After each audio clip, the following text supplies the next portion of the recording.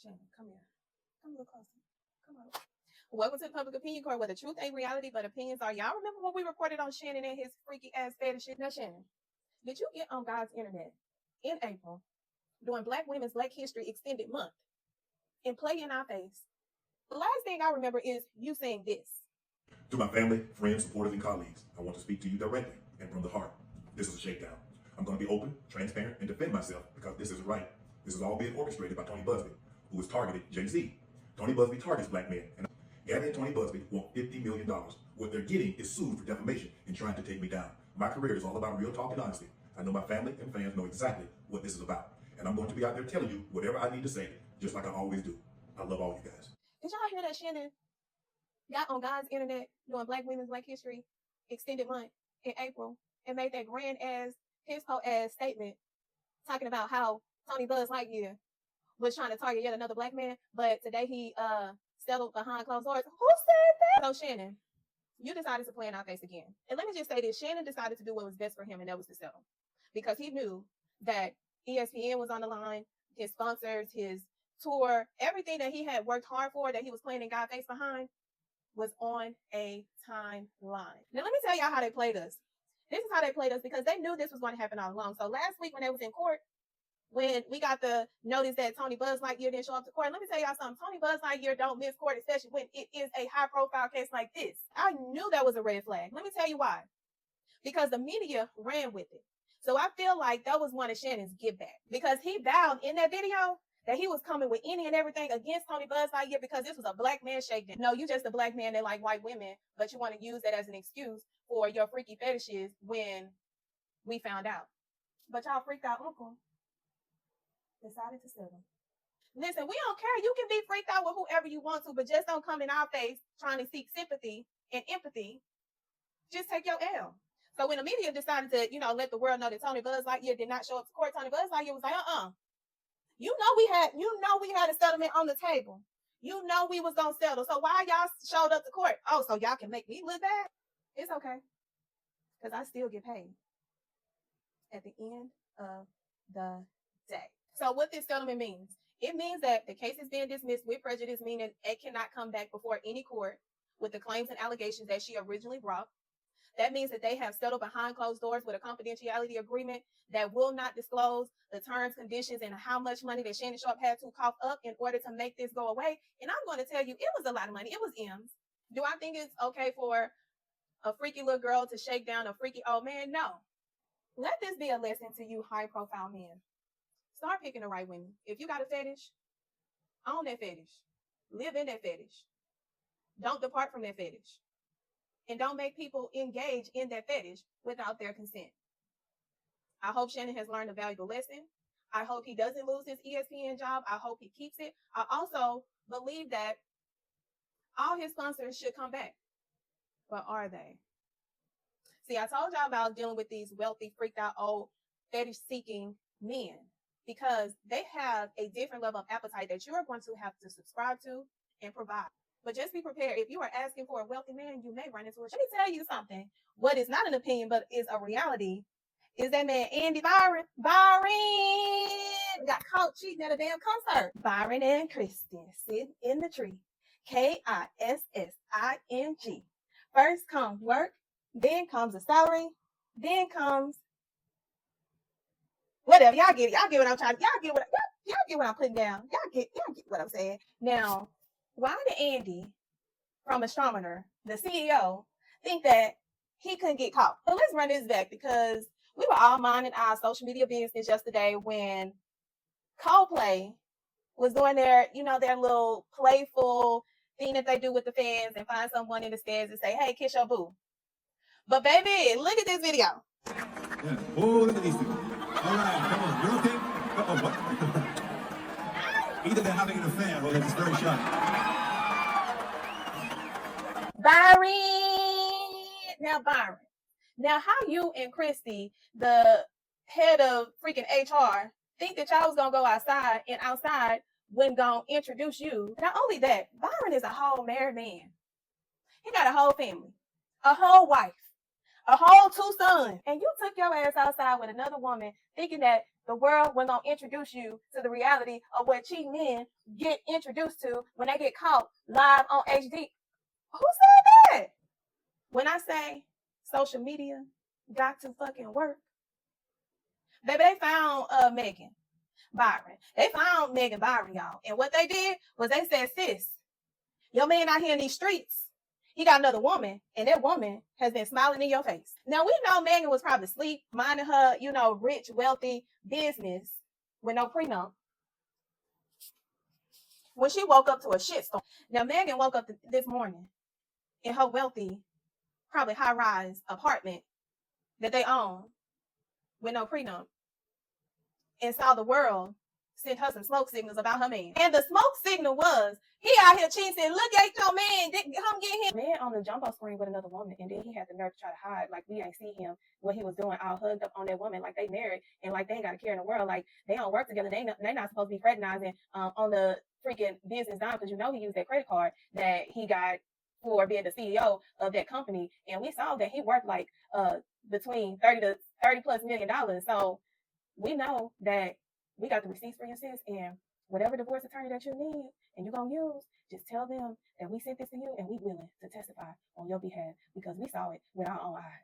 And to add insult to injury, y'all, Byron sent out this whack ass, fake ass, non-accountability as, I'll do it again as, I am a habitual cheater as, I call the shots as, she ain't going nowhere as, I make all the money as, she gonna be here tomorrow as, kind of fucking state.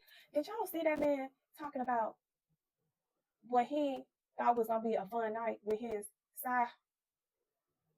wife at home, that he did not give Coldplay consent to put him on that jumbo train? Whenever you go to a concert and whatever, that little waiver you signed, that long ass waiver when you buy them tickets, they put all them extra ass fees that you ain't even know was supposed to be a fee that you were supposed to be responsible for. Like you paying for 5 different damn tickets when it's only supposed to be one because all them damn hidden fees. Yeah, you don't even go down and read all that, baby. You signed them waiver. You going on the screen. But Byron thought that he was gonna make that fake ass statement and think that we were gonna come back and let him know the world don't give a about that. We saw what you had did, Byron. We saw you. Do you know we can see you? We see each other. So now let me tell you what's going to happen. Because he's not supposed to be fraternizing with old girl Christy gonna lose her job first because she's disposable.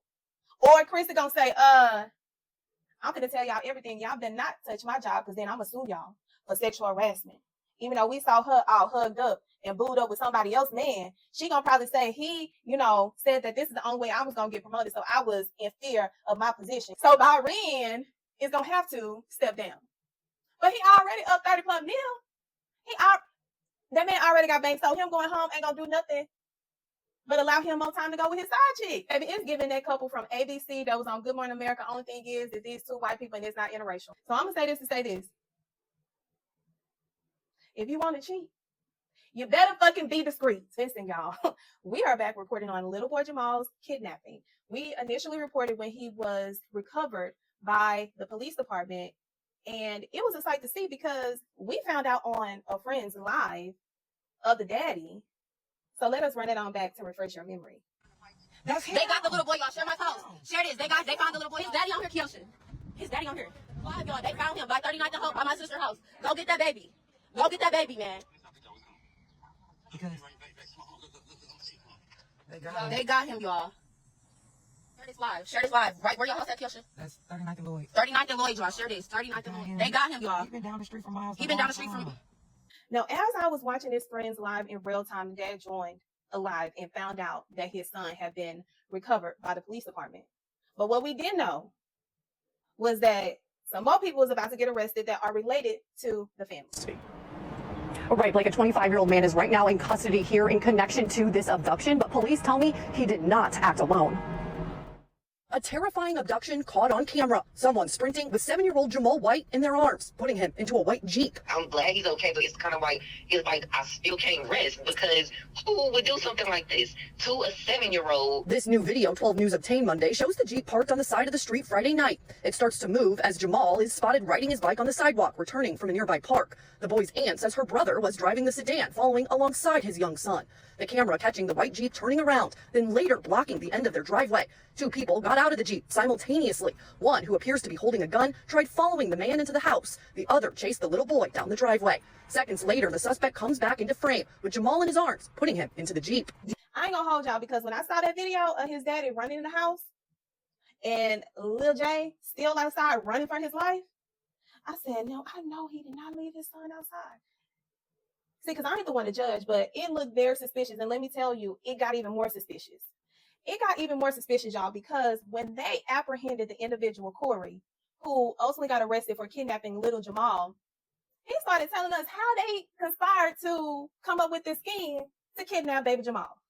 During the scheme, when the scheme didn't go like they planned, because they said they rolled up and they was like, well, let us get the daddy instead of mama. And when they got the son and they took him back, they was like, oh shit, we can't get no bag like that. Let us do make them do a ransom for $100,000.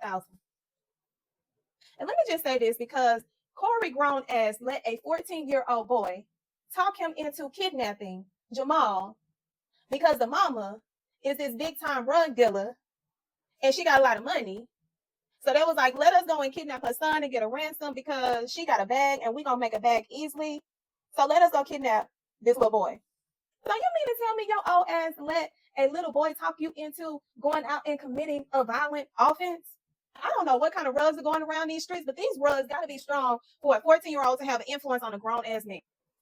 But y'all, the plot thickens. So let me tell you how the plot thickens, because allegedly, the mama, Miss Williams, received like over, 40-some calls from Star 67 between the 11th and the 12th when baby Jamal was found. And what makes it even worse is baby Jamal said that he heard his mama on that phone saying she was going to come get her baby. He said, my mama never came and got me. Baby Jay, let me tell you why your mama didn't come get you, because your mama set this whole thing in motion, allegedly, to set up a GoFundMe so they can run up a bag legally while doing something illegal. So allegedly they used Baby J as collateral in order to set up this scheme, to scheme people like us to donate to a GoFundMe to find him. But the plan didn't work. See, the plan didn't work because, one, whenever you listen to a 14-year-old and you're a whole grown ass adult, something in that plan is gonna fuck up, and it did. And let me tell you why, because the police derailed whatever plan, plot, scheme that they had, and they came and got Baby J. After they got Baby J, of course, they arrested the 14-year-old who was in juvenile. We don't know their identity because it's supposed to remain protected because they're underage. But Corey, and they got one more person. And on top of that, the mama got arrested, but they won't let us know what charges she got right now. So the charges are pending. Y'all, if that woman put them up to kidnapping her baby boy, GoFundMe. But see, the streets be talking. And you know, I like to go and watch what the streets be saying. And the streets said that, oh, she don't need no GoFundMe. She got too much money for that. She got bag on bag on bag on bag on bags. As in rugs. They get her the real bag. That's the illegal bag. So she don't need a GoFundMe bag. Who do y'all think is responsible? Do you think the mama is responsible for this plot, this scheme being set up? Or do you think these knuckleheads did this solely in order for them to rob the mama, who they said got the big bags? But they didn't even get no bag. The only bag they got was that bag of bologna sandwiches that they give to you when you get processed in, and they be cold, the bread be stale, and you ain't got no cheese. That's the only bag they got. Who y'all think is responsible? Y'all tell me in the comments.